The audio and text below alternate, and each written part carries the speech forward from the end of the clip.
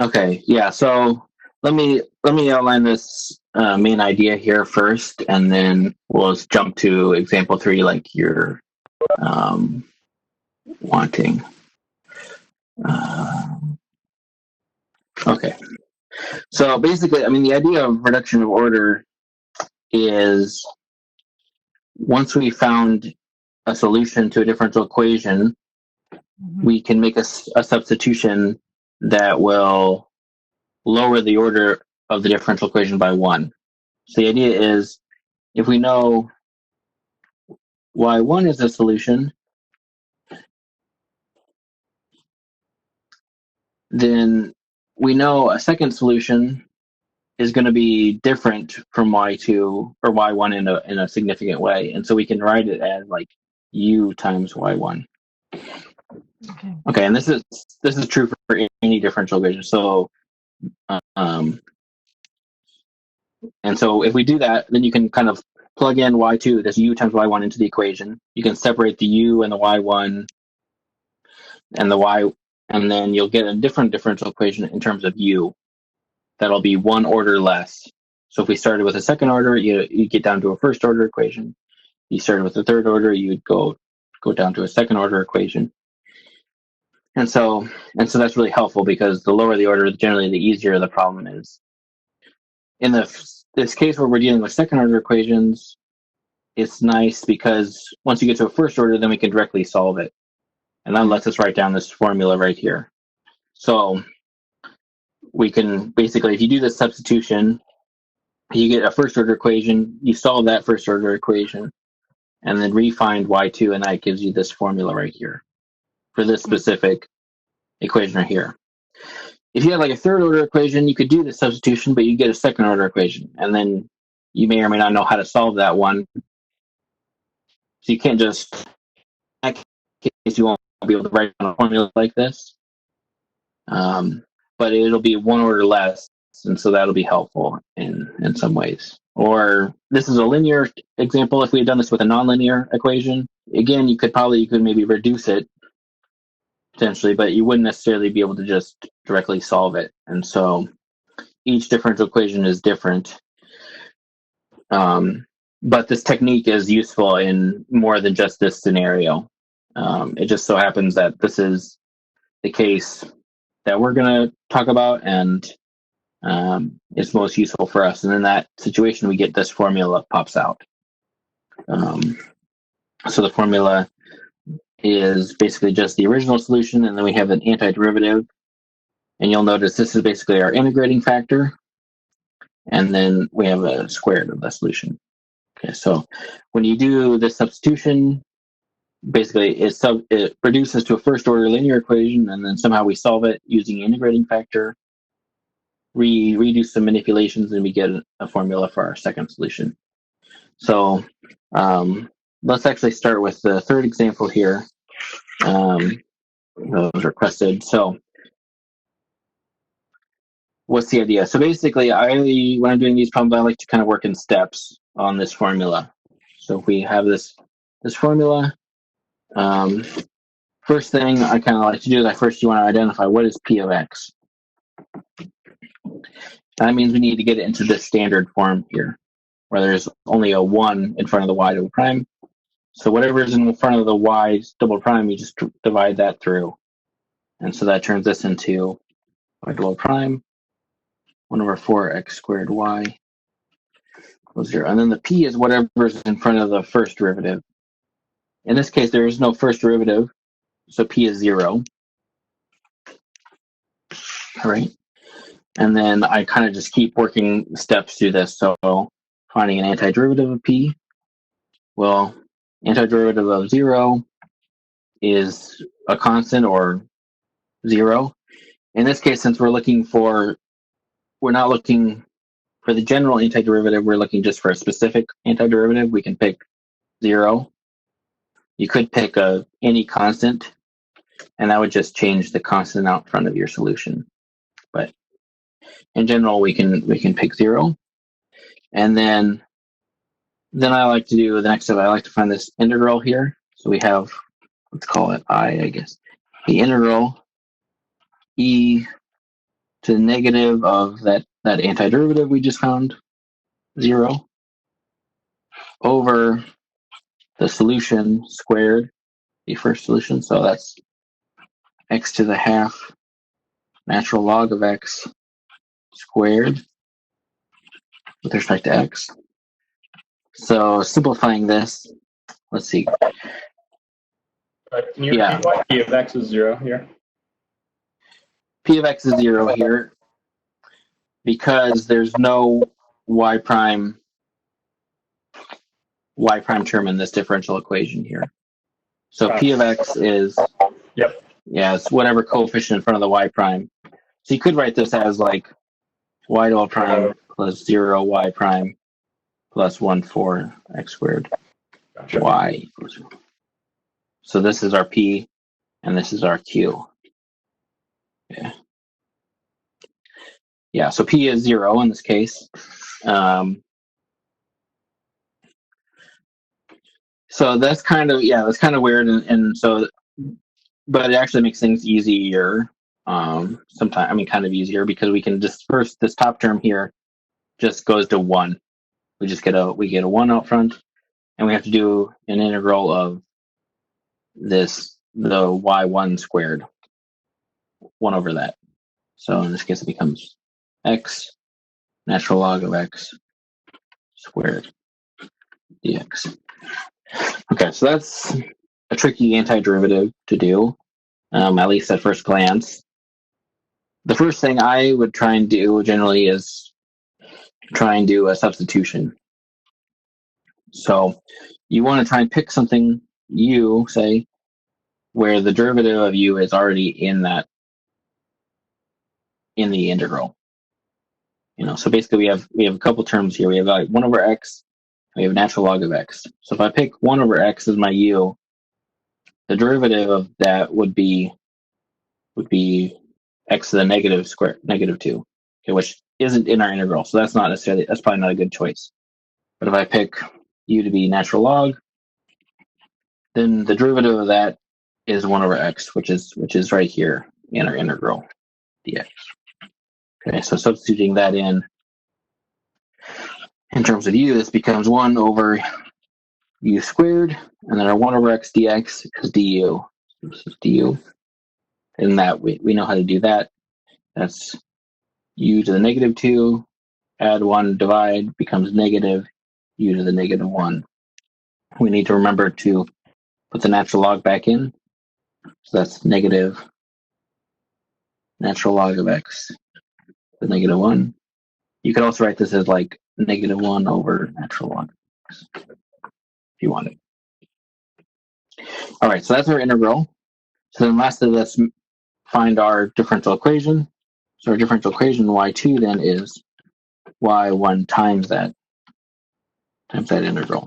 So it becomes x to the half natural log of x times -1 natural log of x. Why don't we get a constant out of that integration? Good question. Yes. So again, you could put a constant here. So for example, that would make a plus c plus c plus c. You would get a plus c right here. And that's fine. So if I distribute this out, what do I kind of get? I get x to the half natural log of x. So the natural logs actually will cancel. So we get negative. I just start over. We get negative x to the half plus c times that. So plus c times x to the half natural log of x. Okay, so this is a solution. This is valid. The reason we don't need the c is because if we compare this term right here, this is just our first solution. Okay, so basically this is our new solution, this is the kind of like the new part of the solution, and this is just repeating the first solution we had. Okay, so if you remember back to the last section, we started talking about like fundamental sets of solutions. And so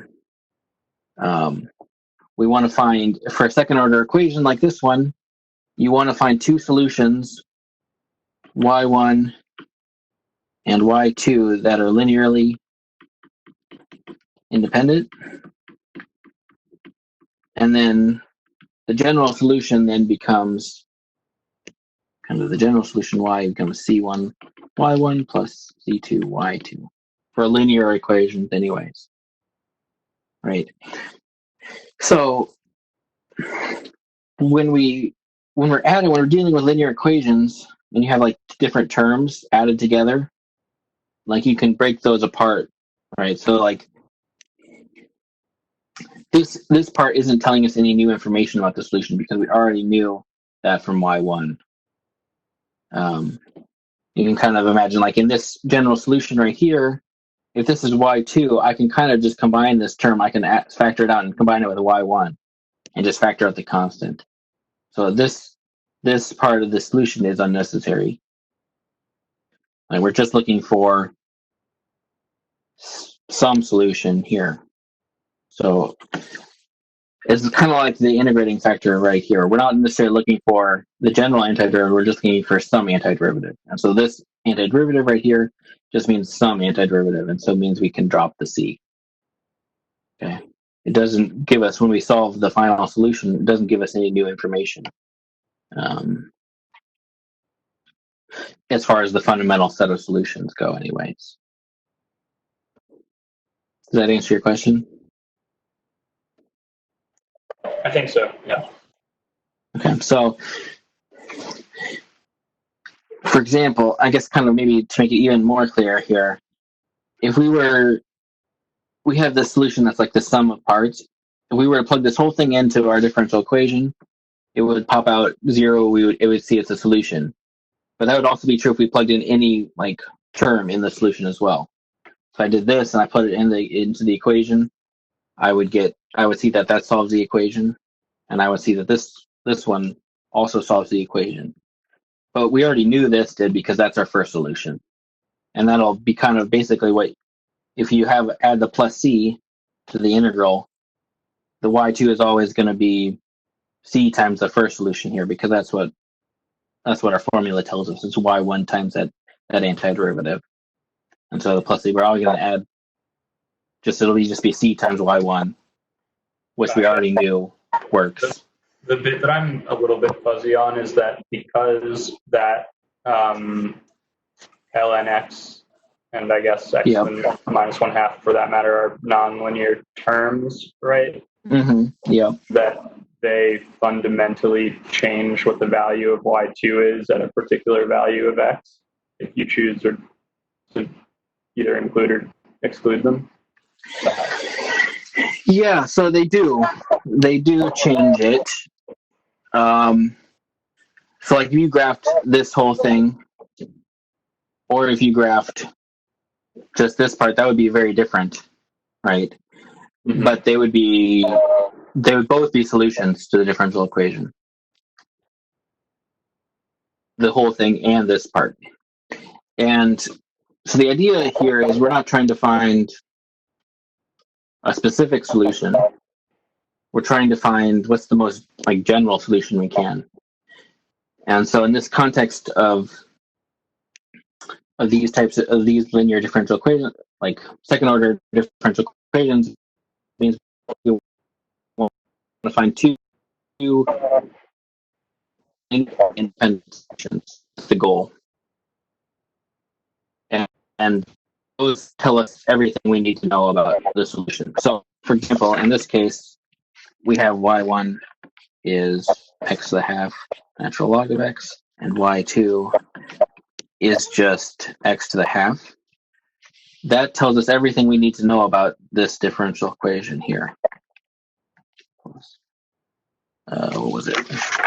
Plus y equals 0. So any solution to this equation any solution y is going to look like a constant times y1 plus a different constant times y2. Is it fair to say then that if you use the y2 with that plus c term, then this would just become c1 y1 plus c2 y3 plus c3 y1, which you could then do constant induce and just make, 1 c times y1? Basically, yeah. So if you had written this as, like, we could have written y2 as x to the half plus x to the half natural log of x. Now that it just changes what constants you get. Yeah, but right. It just you just like kind of, this is an extra term. You would add that back here and kind of disappear. Right. Okay. This is the kind of, in my opinion, this is the best way to write it because these are the simplest ways, right? And so it's the easiest to write down. It's the easiest to right. It just makes more sense to me that you can discard that term because it disappears in the general solution y. Yeah, that's true. So these two terms here kind of like encapsulate all the solution, and you can scale them and you can add them together in different ways, and it's still going to be a solution.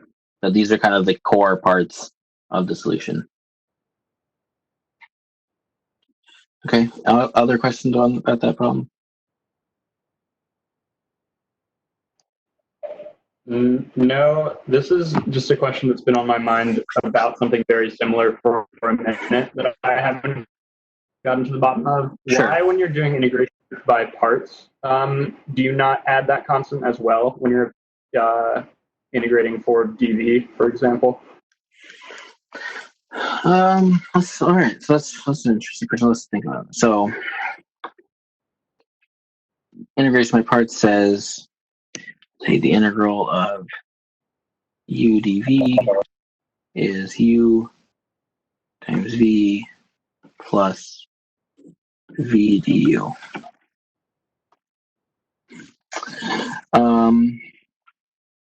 Right. So my question is, why wouldn't that v term have an attached constant? So I guess in this case, it really depends on what do you want from your antiderivatives here.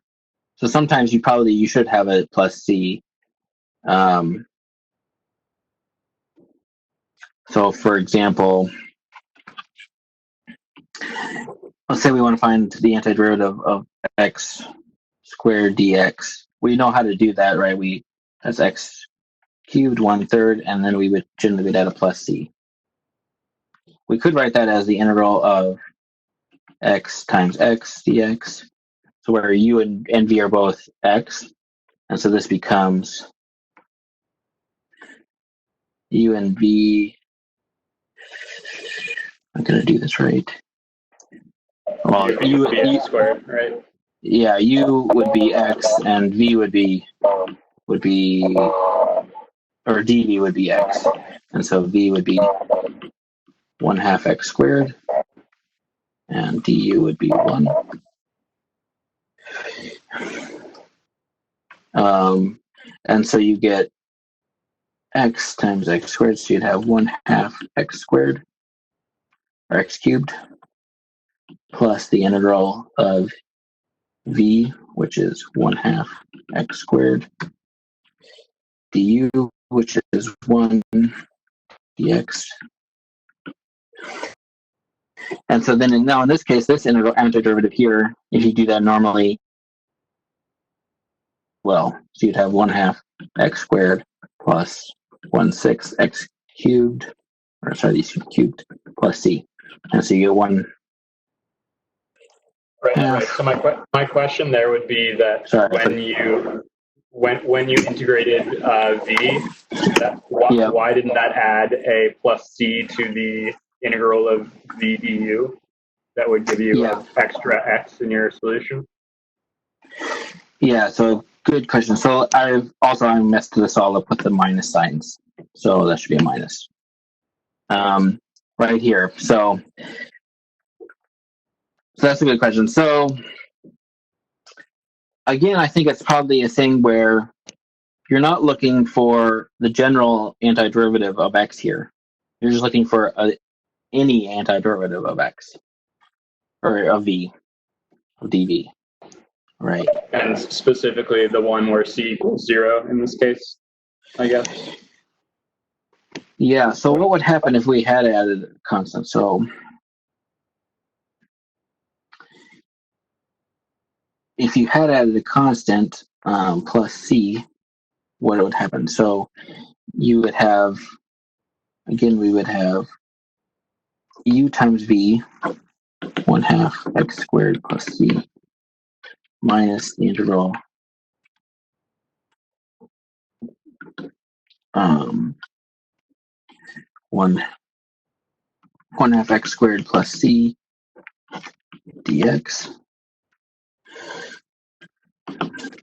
So I think it would just end up canceling out, right? So we would have our 1/2 x cubed plus c times x minus, we do the antiderivative would be 1/6 x cubed minus cx.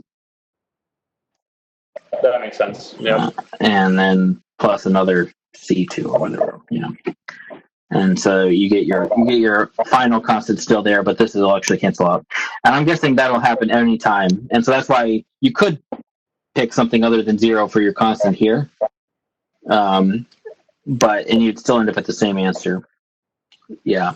So, but the kind of the idea again is like, there's like a couple different ideas. There's like, the original problem is solving this general antiderivative, and we need to include plus c. And then we have, sometimes we're just looking for some antiderivative, and that gives us a choice. And most of the time we pick 0, and because that's the easiest computationally to do. Gotcha. Thanks for going through that. And so again, that'll pop up a lot in these differential equations, is we're just looking for some antiderivative.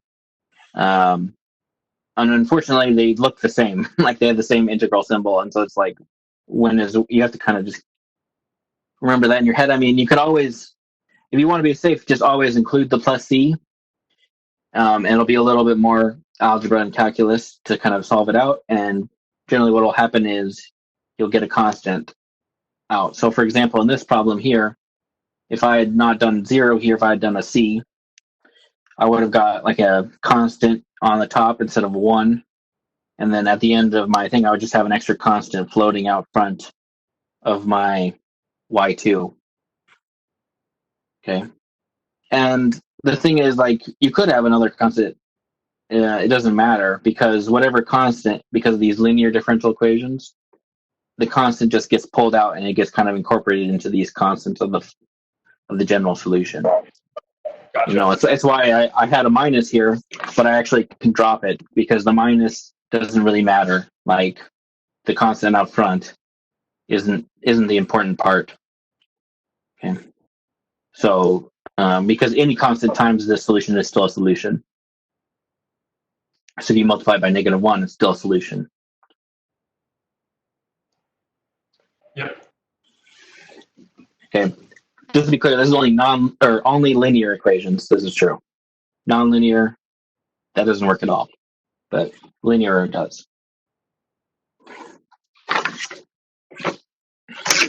All right. So I think that's pretty much what I wanted to do, but maybe let's just quickly go through a few other examples and make sure everything's clear. That's basically what I kind of wanted to explain today. We'll kind of see how this goes. The one thing, I guess, just to kind of reiterate our main idea, is that what I want you guys to kind of get out of this section is, you shouldn't necessarily memorize this formula. I mean, you can just look that up. That's fine. But the idea of what we're doing is we're making a specific substitution like this. y2 equals some other function u times y1, where u is something non-trivial. It's not just a constant. And that allows us to drop the order of the equation by 1. And then in this case here, we're dealing with second order equations. It allows us to write down this formula. So just kind of, I want you guys to take away from this course this idea here of this substitution, and then you can look up whatever formula deals specifically with your differential equation. Okay. So in this case, I'll just jump right to the formula. So, all right. So for this problem here,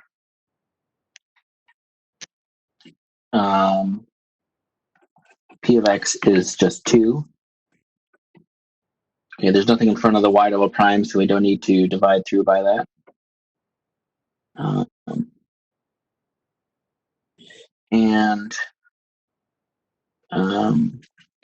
right.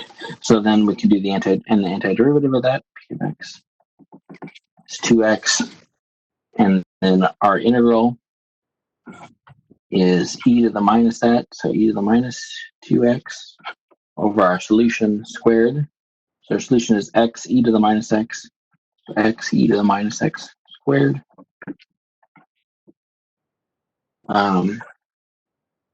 D the squared, e to the minus 2x over x squared, and then doing a power of a power multiplies that, so we would have e to the minus 2x, and those cancel out, so we're just left with an integral of x to the minus 2, which is negative x to the minus 1. Okay, and again, you could add that constant, or you can leave it out. And so our second solution then is just our original solution, x e to the minus x times this integral, negative x to the minus 1. The x to the minus 1 and x will cancel, and so we're just left with minus e to the minus x. So that's another solution here, y2, to this differential equation. Okay, this is a second order linear differential equation, and it has the coefficients are all constants. So that'll actually be the subject of the next sections, how to solve this directly. Okay, but for example, so that would tell you how to find both of these solutions at the same time. The reason we kind of need to know this is that method, in fact, that method will really only tell you this for this solution right here, e to the minus x, and then we need to find some way to find another solution here, and we can use this reduction of order to find a different solution. Okay, but we'll kind of get into that next section. So again, we're really just looking for some solution, because once we find two independent solutions, we can write down our general solution as constant. So it'd be like C1 Y1 plus C2 Y2 is the general solution. All right, so that one's not too bad. Let's try it one more time with this problem. So we have a solution x squared to this differential equation, x squared y double prime plus 2x y prime minus 6y. So we don't have a 1 in front of the y double prime, so we need to divide that through to put it into our standard form. So we have y double prime plus 2x over x squared plus 2 over x y prime minus 6 over x squared y plus 0. So our p of x is 2 over x. The antiderivative of that would be 2 natural log of x. All right, and that's the same as natural log of x squared.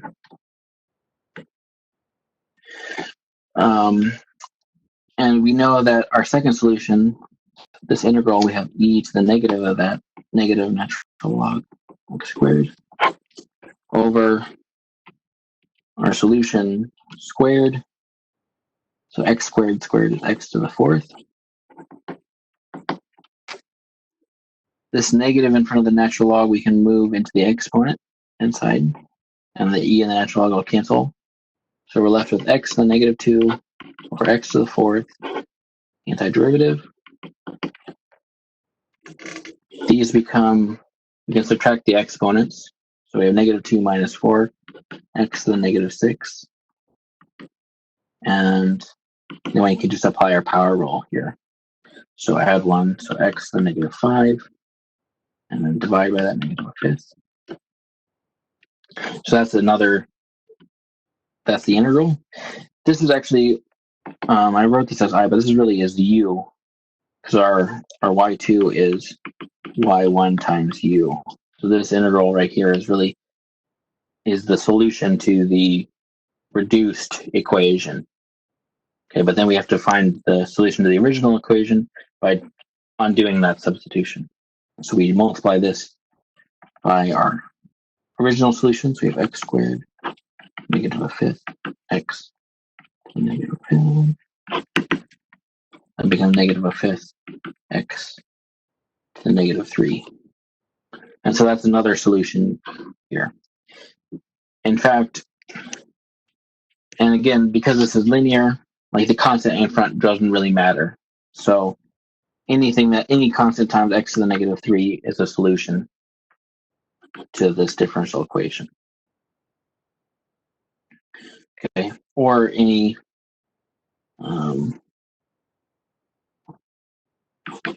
constant times x squared is a solution, or any combination of those. So in the general solution, that means is any constant times x to the negative 3 plus any other constant times x squared. Okay, so any solution to that is going to have to look like this, be in this form here. Okay, as second orders, we know there's only two solutions, two linearly independent solutions. There aren't going to be any others that are independent that doesn't look like this form. Okay. Any other questions while you're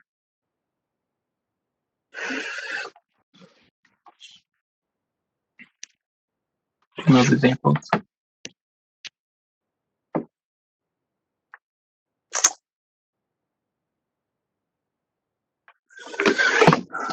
Have you guys watched the video for the next section already? I haven't. You haven't yet? I have. Okay, so the next section is pretty long, so maybe I'll just give a short intro to that right now. So the next section, we want to solve equations that are linear and constant coefficients. So we want to solve equations that look like a to the n y to the nth derivative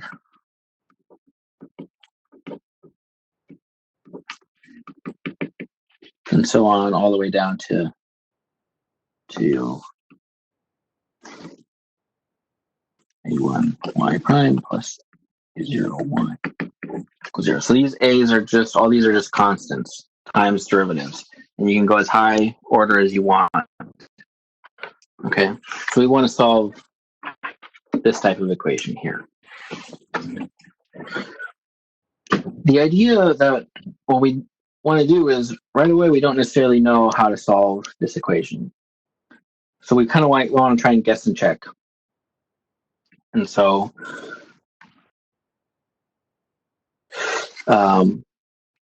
one thing we might guess, which turns out to be the right thing to guess, is what if we have a solution y that is e to some power mx.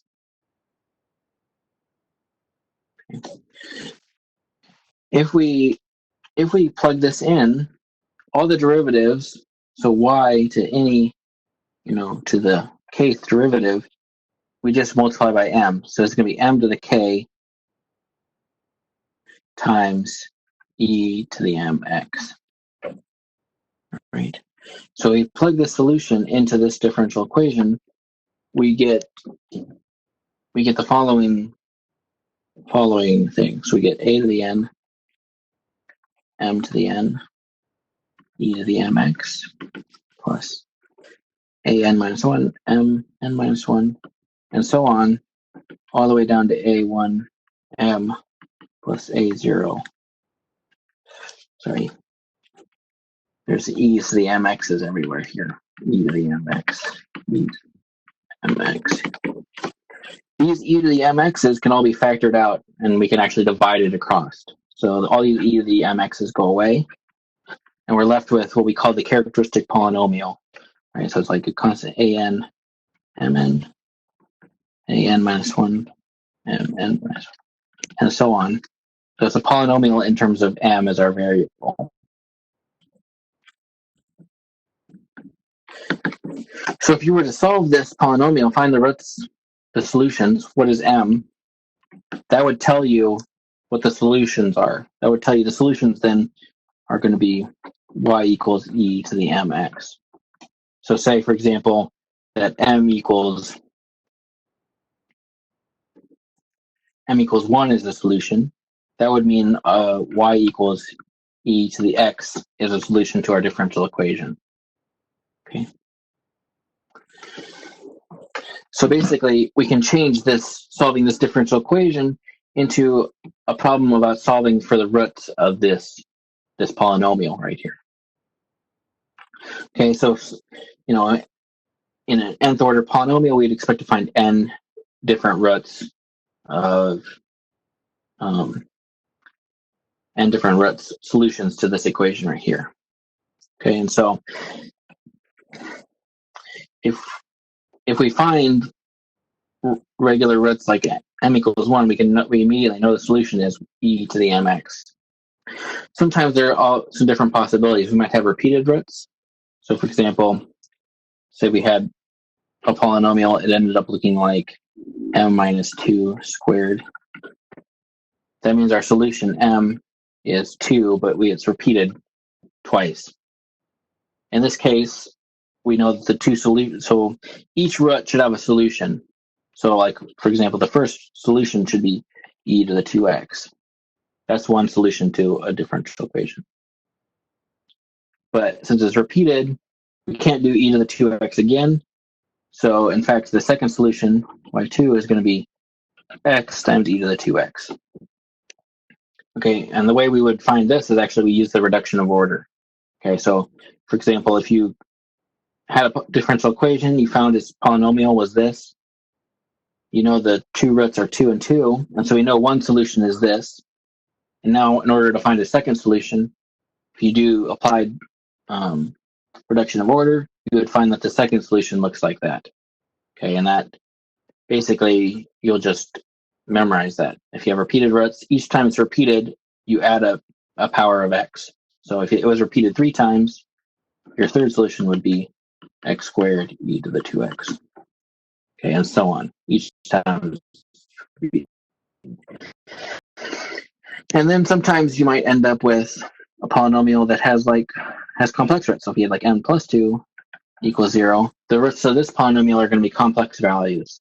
And that's trickier. And so in this case, our solutions y1 and y2 are going to be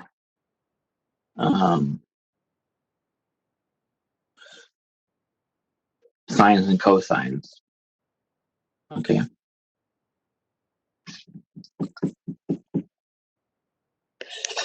Well, actually, that's not right. Sorry. That's not complex roots. It would be m squared equals -4 would have like complex roots. Okay, so in this case, y1 and y2 will be combinations of sines and cosines. Okay, so it'd be like sine of something times x plus cosine of something times x. All right, so you'll learn more about that if you watch the video. There's specific things, rules, in order to basically take this type of differential equation, turn it into your characteristic polynomial. You'll either factor that, if it's second order, you can do quadratic formula, find the roots. If they're real and distinct, you immediately can just plug them into the exponentials. If they're repeated, you'll get this increasing with powers of x. And if they're complex, then you'll end up with sines and cosines as your solutions. Okay. So those are the 3 different situations that you might end up with in this type of problem. And Jasmine will kind of talk about that more on Thursday. and you can watch the video on that as well. Okay. Any other kind of questions? Nope. Okay. All right. Well, that sounds